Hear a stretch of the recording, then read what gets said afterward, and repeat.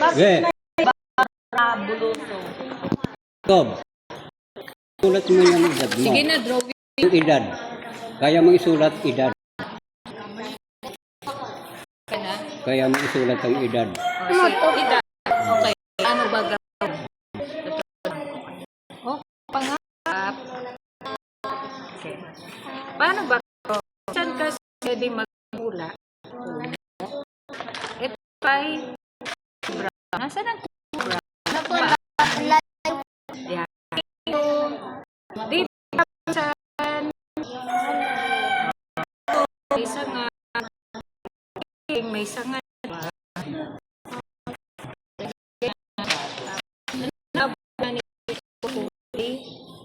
Diba ba ay rap si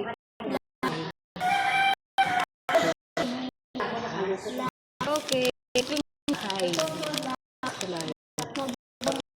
pagka puno green Bulaklak. okay pwede yan diba dito sa iyo kung paano mo sa mag drawing okay yung puno ay nag-represent ng ating katatagan.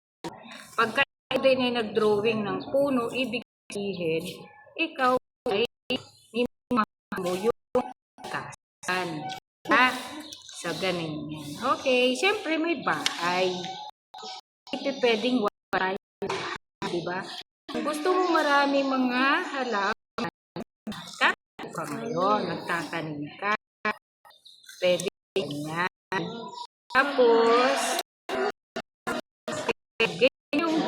yung art natin. Okay, kung gusto mo ng daklak, lalagyan mo. Ay, masaya pag colorful, may mga daklak.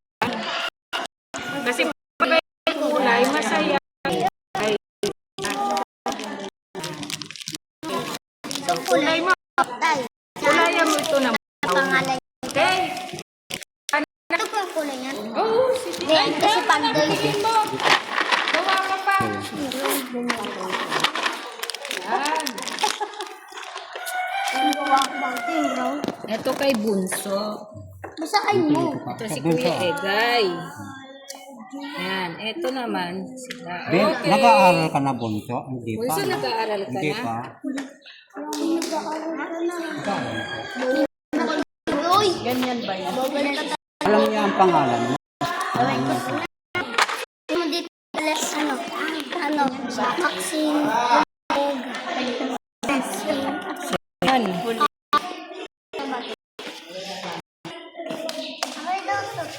Halika, dali. Halika dito.